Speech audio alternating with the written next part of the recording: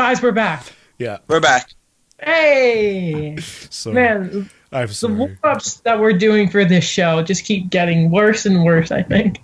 But hey, that's... I don't know. The start of the show is already a freaking mess.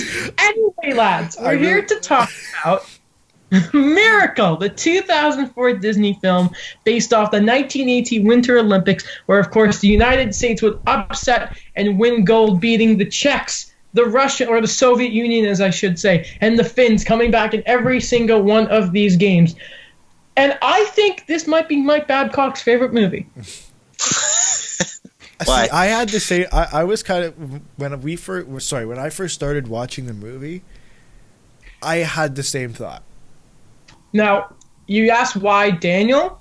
Mm-hmm. There's the speech, I think, before the Soviet game to get into the gold medal.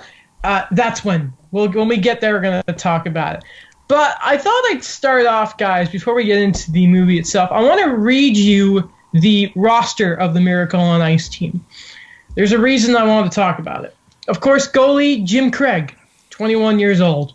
Ken Morrow, Mike Ramsey, Mark Johnson, Rob McClanahan, Dave Silk, Bill Barker, Neil Broughton, Dave Christian, Mike Urizine. No, I didn't say that right. Bob Suter, just to name a few. Buzz Schneider. Jack O'Callahan. What do all those names have in common, guys? Solid guys. They are nobodies in the grand scheme of the game. Yeah, but I know that's the point. I know that's the point you're getting across. And doesn't that make it 10 times better, though? Oh, it does. I think I was looking at a lot of these guys, and I think the only player who probably played more than 5 seasons was Mike Ramsey. I think he played over 1,000 games, but everyone else, I don't think Jim Craig played for Atlanta and then bounced around to the Rangers. He never played for more than 3 seasons. It adds to just the magic of this team. And I think the oldest player was the captain, Mike Urizine. I know I'm not saying it right. Urizine at 25 years old. And of course, the youngest was Mike Ramsey, 19. It adds to the magic of it, yeah. But it's just incredible to look at. That was my first thing. The only name I recognized was Bob Suter because of his last name. That was it. And then the first name I recognized as a real player was when I heard Tretiak, who of course was the Soviet goaltender. So, well, they didn't have, the U.S. wasn't sending professional athletes. Yeah, you weren't at that time. That was the big thing. I think it was 1980. 1998 is when they were allowed to use the first one. Sorry. Yeah. So you think that's incredible? What were I guess, was that an Olymp? Because I searched it up and I didn't. Maybe I missed it. But was it just a U.S. thing, or was it the IOC who said you can't send professional athletes? It was the IOC, but I know the Soviets still did it. They brought in these pro guys still. Yeah, okay. Canada didn't, and the US didn't. Other countries didn't. It was just the Soviet Union. Because why the hell not? Yeah. Okay. That makes sense. It's weird. It's their own leagues because SHL. It wasn't as big for Sweden. It wasn't as big as it is now. Right. Yeah. Right. But I yeah. Sorry, go. No, I was just overall, I like the movie. I want to go back to something you said about it being Mike Babcock's favorite movie, and because you look at his dynamic as a you look at Herb Brooks' dynamic with his team off the ice, it kind of felt like a Mike Babcock type character. Mm-hmm. It's all about the team. There's emphasis. There's an emphasis on playing as a team, right? It's about, and he said it's about the skating. It's about the passing, and I think that stood out to me as that's something that really hasn't changed, especially in hockey, where you look at the best teams in the NHL. let's pick out one. The Boston Bruins. That's a team. Yeah, they have Brad Marchand. They have Patrice Bergeron. They have David Pastrnak. I mean, I can list all the players, and they're all individually talented. But what makes them better than other teams is that they work as a team, right? So skill matters, but especially in this sport where it's not like basketball, where you can play the entire game. It's very team oriented. It's the system, yeah. I agree. Yeah, you said it really well there. It's about the crest on the sweater and not the name on the back, right? And what's incredible about that really is this really was the Miracle on Ice team, really by committee, right? And you can tell, like, there's a scene where they bring in I think his name was Tim Haller, the guy who came in late. Yes. And one of the players says, we're a family here, really, like, it's the group dynamic of that team. It is really, like, what's so special about it. And, I mean, they always talk about when your career is done, it's about the memories. And, of course, these guys didn't have NHL careers, a lot of them didn't, but of course, it's going to be the Miracle on Ice itself that is the memory. Speaking of memories, though, man, the hairstyles in this movie. I loved it. The Cookie Monsters. I loved it. It was kind of cheesy, the looks. Oh, extremely. Very cheesy. But that was the time, right? Like, it was, 1979, 1980? It was just so cheesy. I loved it. I loved the hairstyles. We should adopt those outfits, guys. We definitely should. I'm down. Experiment with our styles in quarantine. I'm down. Man, look at my hair. It's starting to curl a bit at the back. It's starting to get there. But if we go to the movie a bit chronologically, right? The opening of the movie itself, of course, you have the montages of the states parading around nuclear weapons. I think it was the Russians were the ones parading their missiles and all this. And then the whole speaker of in the U.S., joking about, the Cold War and all that. And, waiting up to get gas prices. And there's even the scene with the assistant coach of the doctor joking about the Cold War and that. They cut to scenes of, like, when they're in the airport and it's the NHL All-Stars have just been decimated by the Soviets. Yeah. What this movie does from the start is it really makes the Soviets look like the bad guys. Yeah. Yeah. You pointed something out there, and I know it's kind of going a little off topic, but I think it for me, it really emphasized the point from the beginning of the movie right, because it was at the beginning of the movie where he says where the clip is the NHL All-Stars get demolished by the Soviet Union. Because I know there was a part in the middle of the movie where he's listening to the radio or he's watching TV and they talk about it. But that literally brought the point across the entire movie as back to kind of what I was saying before in that you can have the best players in the best league in the world and they're still not going to beat the Soviet Union. No. And I think that put the point across the movie. I want to ask you guys about, let me start with you here, Daniel. Because there's always seems to be, Moneyball had this, that there was you follow Billy Beane, you follow, him building the team and all this kind of stuff. And the background there was his daughter. And it felt like his daughter is very much the heart of that movie. Now, Moneyball did it well. I don't think Miracle did it nearly as well. Anytime I saw Herbie's wife on screen, I skipped it because I thought, no, I don't want it. The bickering and all that. Like, every scene ended up being her, like, snapping at him or them snapping, and she would leave the room.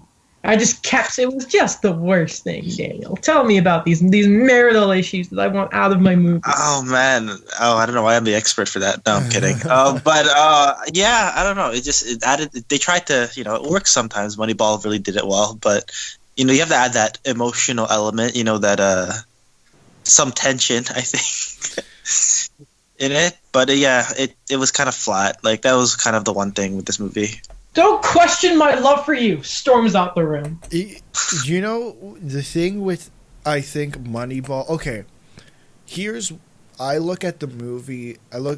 If we're comparing Moneyball and Miracle, when I look at the two movies, I think Moneyball is the story. Yes, it's a story of the Oakland Athletics, but at the end of the day, I think it really is the story of Billy Beane, and in this case, in the movie's case, it was the hell's his name? What was Jonah Hill's character's name? I will look it up for you. They like changed it in the movie. I Yeah, forgot. it was really the story of those. It's more Billy Beane, right? How he kind of progressed. Where, as this movie, yeah, it was a focus on her Brooks, but the story overall was about the Miracle on Ice. Peter Brand was the name of Jonah Hill's character. Peter Brand. Okay, there you go. Right. So I think the way the movie was, for me, this is how when I watched the movie, I thought Moneyball was more the story of Billy Beane, whereas Miracle was more the story of the team as the whole. So I don't think they made an emphasis on each individual character. Like, right, they looked at Herb Brooke kind of, but I think they wanted to see the entire team. It was more an emphasis on his interactions with the team and how they changed from the beginning of the movie to the end. That was my impression of the movie. But, and listen, I'm no NHL coach. I know nothing about what an NHL coach does. I think they did a okay job at depicting or not an NHL coach, just a head coach in general does. And I'd love to hear I'd love to hear an actual NHL head coach talk about this and what the day-to-day process is. Is this kind of what they do? Like you hear it all the time about players and moving their families and stuff like that, making decisions. And I think that kind of was put into the movie with him bickering with his wife. But I want to see, what did he come up with? What was his system, right? Because Moneyball kind of did that, gave a general idea, but I feel like we weren't shown that in Miracle, and the idea of, like he's kind of just this, at the start, he's a stubborn guy. But why? Like, what is it? Like, what does he think? Like, he was always at the drawing board, but they were there for 5-10 seconds. It was just explaining this, but I'm like, man, what is he explaining? Here, I'll tell you why. I'll tell you the motivations behind Old Herbie. Okay. Why he wanted to. It wasn't being the last man cut of the U.S. team. And it has to do with his family, especially his son. On the early scene of the movie, he's playing with this kid, the little turntable hockey thing. His kid is playing as the Leafs, and he is playing as the Montreal Canadiens. And he's losing 8-0, just to he be has fair.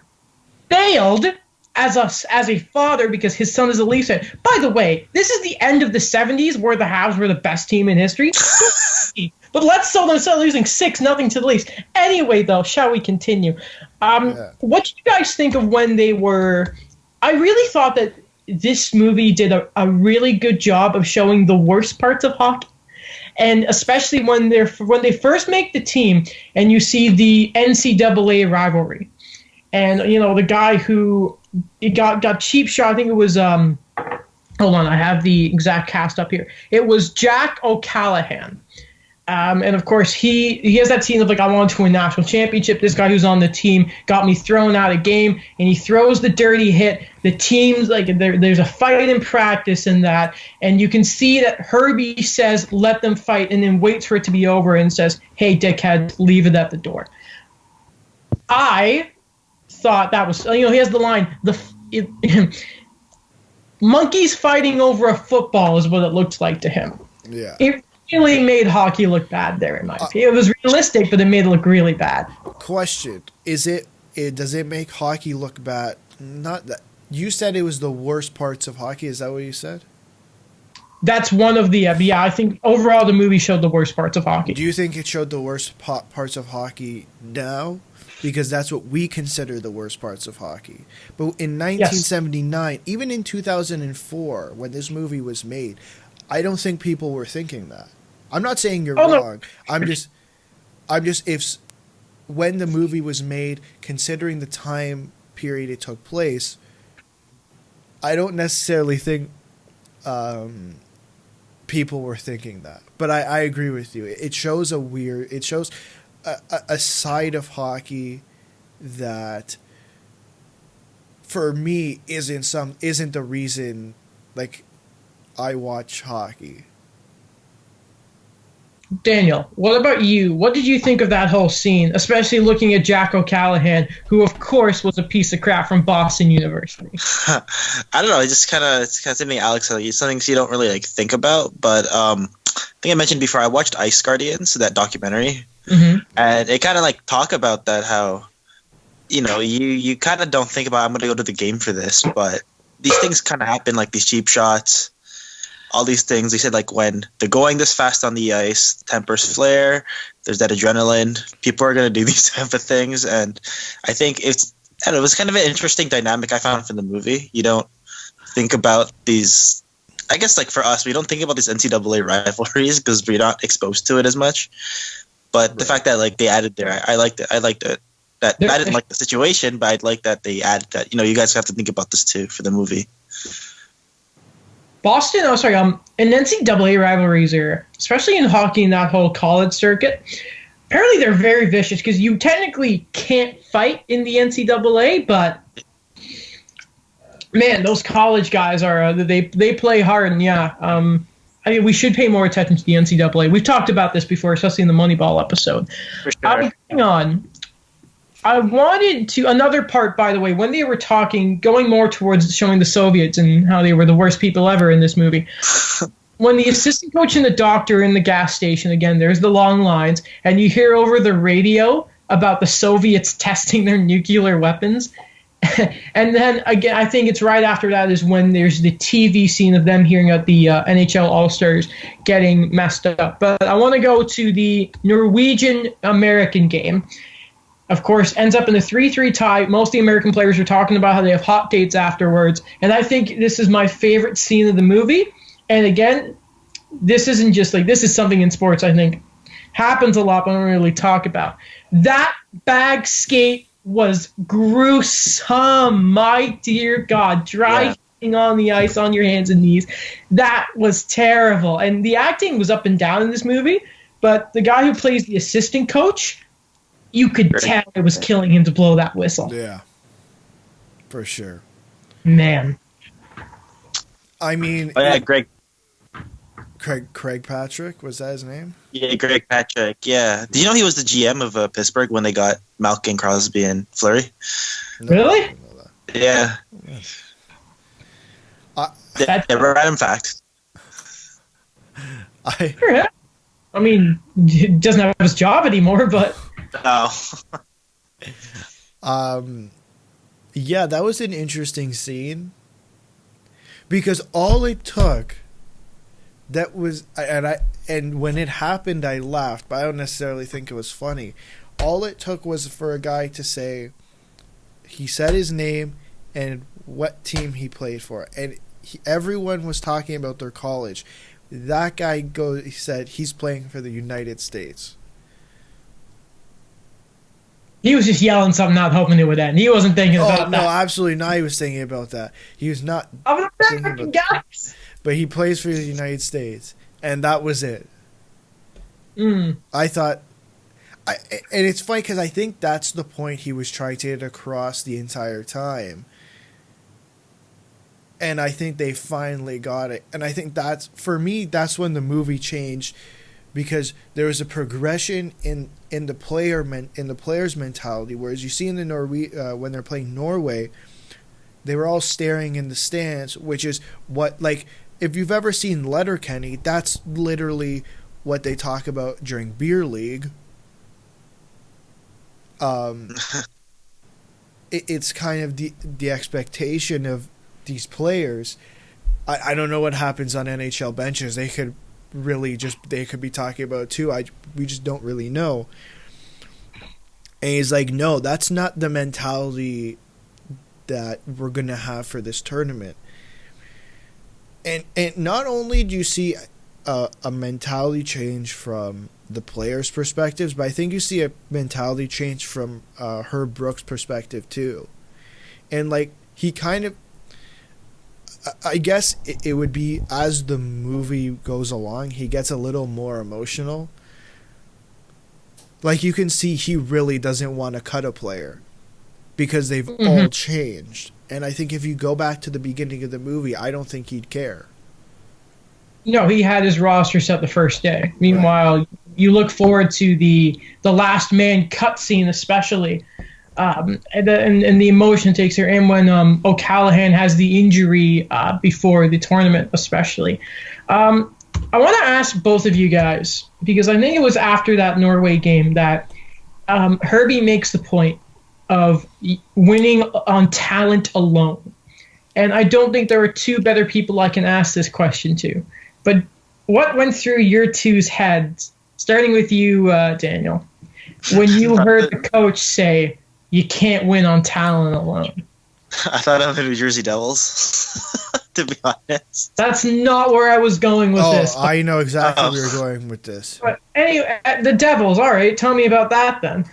I guess, okay, so, I think we talked about this, 2 episodes ago where, yeah, they dominated in, the 90s to 2000s. They had, the Scott Stevens, the Scott Niedermayer, Martin Brodeur. They had the scoring as well, but, at the same time, too, they had the trap system that kind of helped them as the years went along. They didn't have that talent. So, you kind of, same thing Alex said, where you have that team mentality where you kind of go with it, no matter how much skill you have, and you're able to kind of really keep the puck and beat better teams because of your system. So that's what I kind of always thought of. I don't know. What were you thinking of me saying? I know exactly what Adam's thinking because he's trying to get me to say. Honestly, when he said that, can you repeat the quote again? You can't win on skill alone. Yeah, that's the Leafs. That's every single and I've said this myself. I'm not going to sit here and say I never said that, but yeah, it's true with the Leafs. And I made this point earlier this episode that I think that's the biggest thing in this movie that hasn't changed.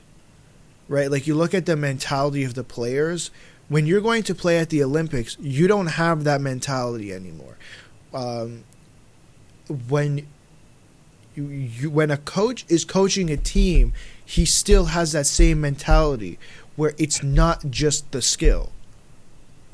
And I think this year was a big wake-up call for a lot of players on the Leafs in that the skill is not enough. And yes, you know what? You can score 50 goals. You can put up 90 assists or whatever. But that is part of being part of the team. Yeah. And I think this year was and I'm saying this again, it's a huge wake-up call for a lot of the players. And we kind of saw it towards the end of the season. I'm not praising this team because they literally lost to a 42-year-old emergency backup goalie. And there were so many disappointing performances where what I just said alone shows that, man, what are you playing for? To win or to rack up points? Yeah. And in this sport specifically, it's great when you score 50 goals. It's great when you score 100 points. But that's not, I couldn't care less. And I think we had this discussion multiple times. I don't even remember what episode. But we were talking about Marner, and there's a lot of criticism going his way that he's trying to do too much. And I said, listen, I don't care if you score 50 beautiful assists I'd rather you score 100 get 100 crappy assists than get 50 beautiful assists. It doesn't matter. They don't say how did you get them. They ask you how many. Yeah. So it's making me laugh in a way. Sorry, I just keep thinking of Moneyball. It's like, did he get on base? Yeah. Well, he gets on base, so we gotta throw him out there. Does all right? he get on base? Play Hattenberg, goddammit. Anyway. Then we go to, of course, the part of the movie where the Soviets of the pre-tournament game absolutely spanked the Americans. And I'm going to go to the goalie guy here. Daniel, goalie is a very mental game. And, of course, back in the 80s, I mean, how much really was there the goaltending beside, hey, I'm going to roll over and try and act like a fish? What'd you make of this scene, especially the part where he says to the young goalie, I want to see the kid who didn't take that test? Yeah, I don't know. That was cool where it's like he's talking about, I don't know. It was like a weird thing too. Like it's a whole family thing where it's like you have those two goalies and it's like he's going to bench one and use the other kind of thing. It's like that kind of thing where like maybe like does that happen on teams where it's like you make that inside competition between the two guys to get the most out of them? I was surprised they actually like picked with the same guy. I think if I was Herb Brooks, I'd go with the other guy.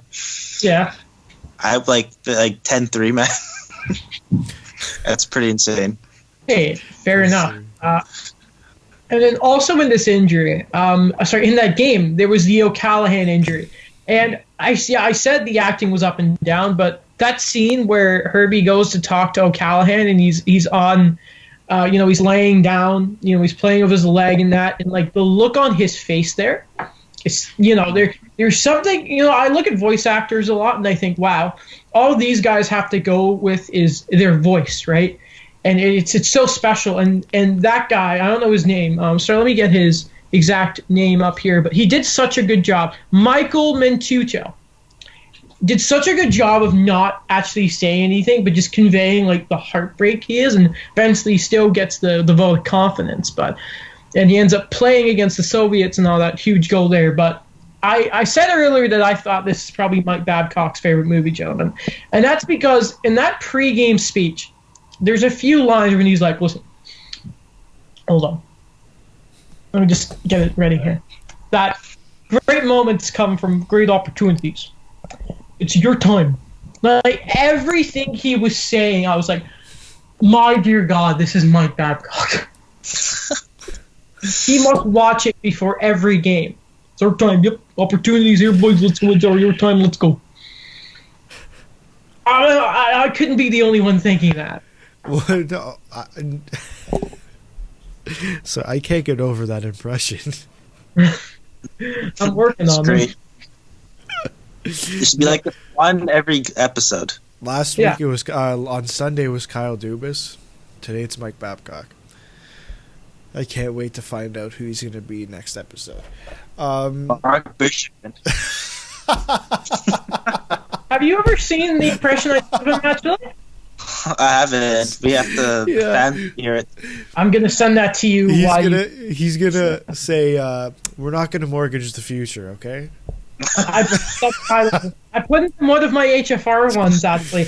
I put on like a shirt, a vest, a tie. I did my hair. I put my glass. I don't have enough gray to be Mark Bergevin. But anyway, lads, talk to me about that speed. Like, you must have had Babcock flashbacks there, right? Yeah. Mm-hmm. Yes, for sure. I kind of reiterate. I said this at the beginning, but I'll reiterate is that the entire movie felt like a Mike Babcock movie. Just in the mentality that Mike Babcock brought to Toronto in 2015, that was the mentality. You think about, okay, what was there? Peter Horachek, Randy Carlyle, Ron Wilson. It didn't seem... Sorry, I just got flashbacks. That hurt me. Peter Horachek especially. It brought...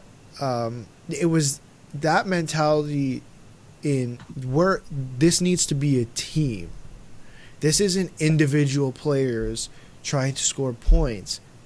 And yeah, that scene specifically felt like Mike Babcock, because that's something, I guess, it was similar to what he always said, like, any time. But I think for me, the entire movie was Mike Babcock-esque, because it was just a really similar mentality to what he was bringing to Toronto. At least the first 2-3 years. Yeah, I kind of agree with that. It's like it's the same kind of stoic approach, but you still try to like fire up the guys, try to get things going. Boys, come on, here we go, boys. You know, it's our moment, our time. Let's go. What's ridiculous to me, by the way, guys, why the hell would you pull Tretiak? Yeah, I don't know. That was wild. What an idiot! Apparently, like the coach said, like that was the biggest regret of his career. It's like Crawford not putting Gretzky in the shootout levels of stupid. Well, you know what I find? You say that, and in the movie, he goes to his coach. Herb Brooks goes to his assistant coach. I think it was Craig Patrick, and he goes, "They don't know what to do." He had no idea. Like, you think about the build-up until that point. They made the country of the Soviet Union look bad, but they build up the hockey team that is the Soviet Union to be an absolute powerhouse. Like they talked about, they beat the NHL All-Stars 6-0. They're going through teams. Like they had won the last 4 Olympics. So I think that point really stands out in that he has no idea what to do because he's never been in a situation. He's never been in that situation before. So I think, yeah, like it made absolutely no sense that he pulled the goalie. How many goals did he let in? 2? 3? 2. 2 at that point. Well, who the hell pulls a goalie at 2 goals? And again, it's freaking Tretiak. Maybe Peter Horacek. I don't know. Herbie even says they just pulled the best goalie of all time. Like, it's open season here, lads. Anyway, moving on. They end up beating the Soviets, whatever. I mean, we all knew it was going to happen. Great moment. They end up beating Finland in the gold medal game, which I thought was okay. It's underwhelming when you look at it. They, of course, come back from behind to win that game as well. It's not shown, but it's stated in your post-narration type thing. So I'm guessing that the Soviets won bronze, right? Yeah. Like they beat Sweden? Yes. Okay, so am I thinking this wrong? Because I thought at the end I saw Sweden, Soviet flag, and the American go up. But then shouldn't Finland's be up there, or am I misremembering it? Because Finland would have won silver. Yeah, Finland would have won silver. So was it not there? Did I miss that? Because I swore I saw Sweden's flag up there with the Soviets. No, I thought I saw Finland.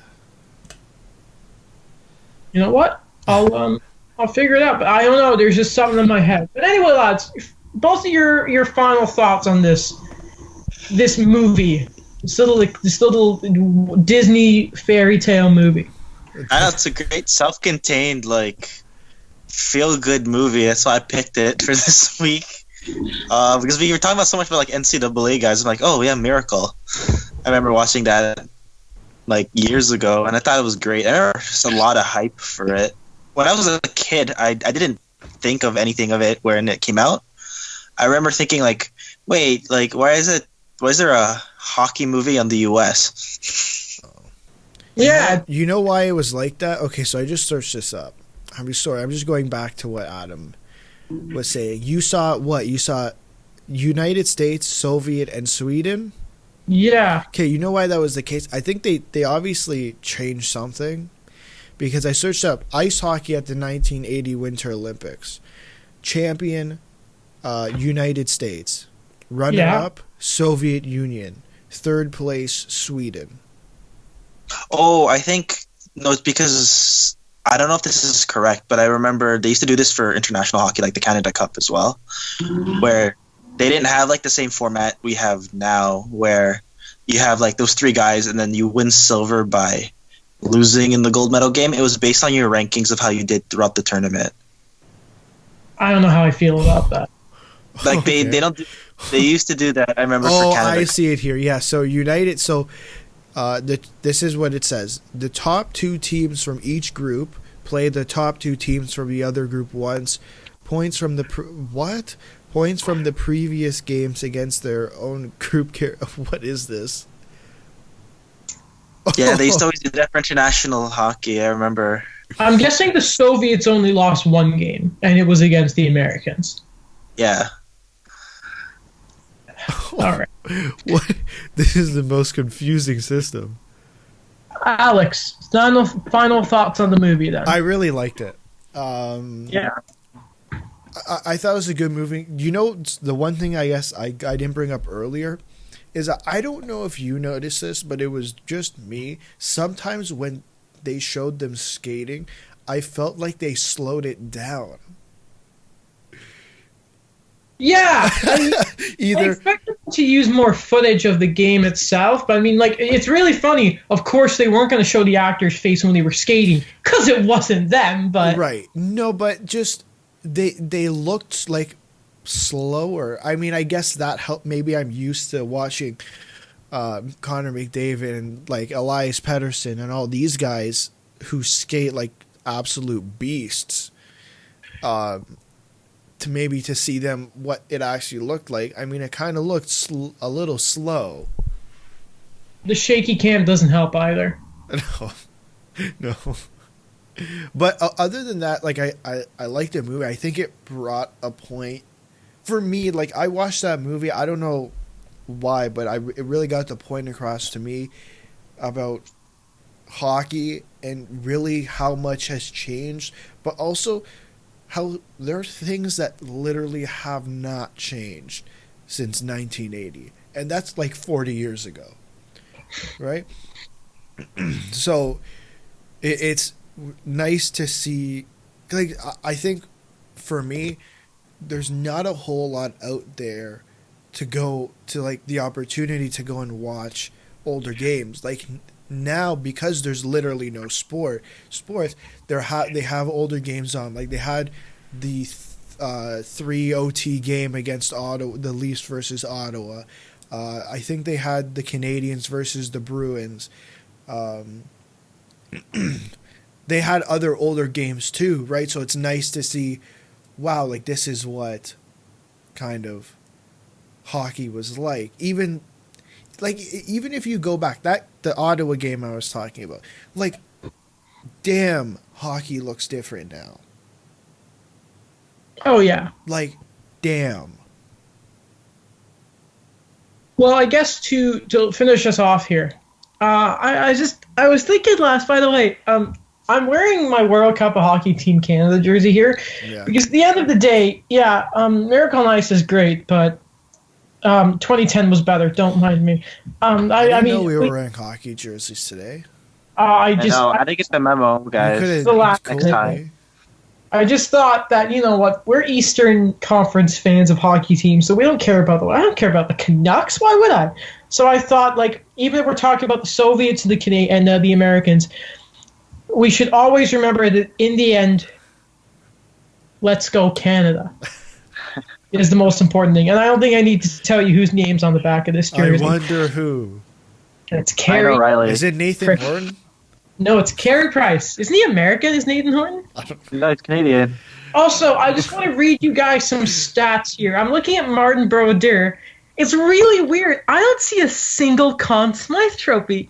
And I look at Patrick Waugh, I'm like, wow, he has the most in history. 3, that's more than Crosby, more than Gretzky. And then, you know what's really funny? We talk about wins. Marty Brodeur is second in playoff wins behind... Oh, was that Patrick Waugh? Oh, no. Excuse me. Sorry, guys. Somebody sent me those stats, and I just thought... This? Let's just finish them off. This is the I'm show. pretty sure the 2-on-1 podcast Instagram page even voted for Martin Brodeur. So Yeah, because you control it. You don't even try that with me. You can't do that. That account. that was so funny. It's a hive mind, really. And guess what? A third of that hive mind does not. No, So That is- two-thirds do, which is a majority. Therefore, No. That's not how democracy. this works. You can't do that because you Mm-hmm. didn't even confer with us, so that there is not bias in that poll. So it's not usable in my eyes. I mean, I'd like to challenge. Yeah, but there's 3 of Anyways. us, right? Daniel doesn't count. Yeah. You said 2. I don't count yet. Oh man. Count, yeah. I just want to point this so out. long. Daniel has been on how many episodes straight? Yeah. When I was the know. last time we've ever had this many episodes with Daniel?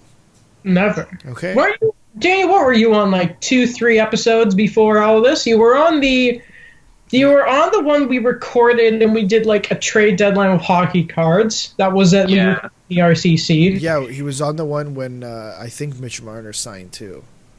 Yeah, that was the first one I was on. 1, 2, Was 3, that at school? That was at That was at Alex's. my house. He's been All on right. 7 straight episodes, 6 or 7. Daniel, I am kidding. You know you're part of the show. I make sure to include you in every episode. I kiss your ass when you're not on the show. I just think it's a bit unfair for the show to go on Instagram and say, "Hey, I'm going to vote for this person," even though one of the cogs of this show does not agree. And if you have a machine and one cog's not spinning, the rest of it's not going either. Of course. Don't worry. You can say as much as you want. Don't worry. I just want to say the regular season doesn't mean a damn thing. So technically, lost Oh, player wow. wins. Now, do you notice how every episode he changes the standards? No, I What don't. about the Olympic? No, let's start this right now, okay? Because Alex was the one who said, "Adam, what do you base it on? Wins and that?" Well, like, you talk about regular season wins. The regular season doesn't mean dick all. So the playoff wins we are what never really established that. No, that's And not true here's- at all. How No, many because playoff games did he play? Wait, how many No, playoffs? no. How many You're gonna- playoff games? How many playoff games did he play versus how many regular season games did he play? Hold on. You're Let starting me to get sound that like you're starting to sound like a basketball fan saying hockey regular season doesn't matter. because it doesn't. The Raptors before getting How do you get into the playoffs? what? It doesn't, dude. Okay, Tampa Bay last year, 62 wins, doesn't mean anything because they got swept. And the problem I had that Patrick Waugh episode is because I was giving my opinion as to why I thought Waugh was the best. And Alex comes in and says, when I start talking about how Waugh changed the game, when I'm giving my opinion, Alex is like, well, I don't think that should matter. Okay, that's great, but I'm trying to tell you why I think he's the best. And I think it's like, look at Bobby Orr, all right? Yeah. You cannot ask an NHL player why Bobby Orr is the best defenseman in history without them saying how they changed the game. I think it's disrespectful to look at a player and not look at how they changed the game when talking about the best player of all time. I'm done. Okay. Okay. Daniel, how are you? I'm good. How are you? I've let it all out now. Don't worry. I love it. Daniel, I hope I've not upset you here. You haven't. I feel like I have. It's like when somebody tells you everything's okay. I don't think everything's okay. That meme's like, this is fine. Sorry? Oh, yeah. Yeah, and I'm the dog and there's fire all around me. I'm sorry, the garbage truck is... I live at the end of a street, so the garbage truck is just coming by. It's garbage day, so I excuse the beeping here, ladies and gentlemen.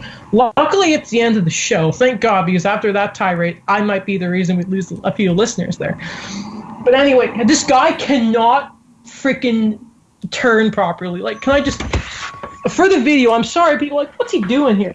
It's like his Yeah. time trying to do it. He can't get out. Jesus Christ. You Don't should go hit my- help him. No. He's wearing a t-shirt. It's a bit chilly out for a t-shirt, I'll say that. Oh, we did it! Anyway, let's give a shout out to those waste workers or everything going on. Still taking out our garbage with bacteria, all that kind of stuff. Anyway, so our next episode of the podcast, Alex, why don't you tease the listeners what it's going to be about? We are going to be looking at the NHL draft. Yay! And, maybe projecting, hey, how Alexis Lafreniere is going to fall to 15th and be a half. That's not how it works. And then next episode of Bizarre Adventures, we're going to be looking at Jurassic Park. And for those of you who think it's just going to be people yelling about dinosaurs, it's going to be more than that. It's going to be talking about, the ethics of the movie, that kind of stuff. How about you guys? Do you think that maybe we should keep doing instead of just what we did for Moneyball and be like, pick, we do what we more did for Miracle and we go through chronologically in the movie? Sure. All right. And fair warning, I'm listening to the audiobook for Jurassic Park, the novel, so I might turn into a bit of a book nerd, but I will try not to. Anyway, I think that's it. I didn't even know there was a book. I'll try not to talk about the Toronto Raptors. Sorry? Try not to talk about the Toronto Raptors the entire time. I'll hang up. Oh, and so here's the Raptor enclosure. There's Kawhi shooting threes with Kyle Lowry. You see, we used to have Jonas Valanciunas, but he got eaten by the other Raptors. That's funny. I don't know. But anyway, I think that's it for today. Yeah, make sure you like and subscribe. Yeah, if you're listening to this on, let's say, iTunes or something, you should leave a review. You should let us know if there's something you'd like us to watch, and we'll probably do it. Because no one's done it so far, so you could be the first one. Think of it like that. And then after that, we're thinking maybe doing some top 10 lists, maybe some franchise stuff, and maybe we'll talk about how, Prisoner of Azkaban's the best Harry Potter movie, that kind of stuff. Sorry? I read the book. I didn't watch it. Was Azkaban a good book? Yeah, that was pretty good. Yeah? I didn't finish all of them, but yeah. And you said you haven't seen the movie? No, I've only watched it up to Chamber of Secrets. I don't know what to say. How have you not seen them? That's like the biggest. Star Wars is, but Harry Potter is like the second biggest franchise ever. I've never seen them. Alex hasn't seen it either. And I don't feel. What? I don't even feel bad. How? It's Harry Potter, guys. I know. It wasn't my type of thing, man. You didn't like magic as a kid? No. No, I didn't really, to be honest. I don't know. I like Lord of the Rings. Oh, yeah. I've seen Lord of the Rings. Yeah. Have you guys ever watched like the 5-hour full version of each of them? No. Yeah. I don't. Yeah, know that much there you go, time. Daniel. They're worth it. They are worth it. There's a really funny deleted scene in Fellowship, Alex, where Frodo has to lead them out, and he stops when they're in Rivendell, right? Daniel, do you and the elves live? I can't remember. Anyway, he stops and he turns. He's like, Gandalf, I don't know which way to go, and he's like, go left, young hobbit. He doesn't know how to get to the mines of Moria or anything. Anyway, this show probably been gone on about like 15 minutes ago. We should end it, but I had to. And Daniel looks so sick of me, and I feel so bad about it. I'm fine, man. I'm just relaxed. All right. Well, my dog wants to leave my room, so I've got to go now.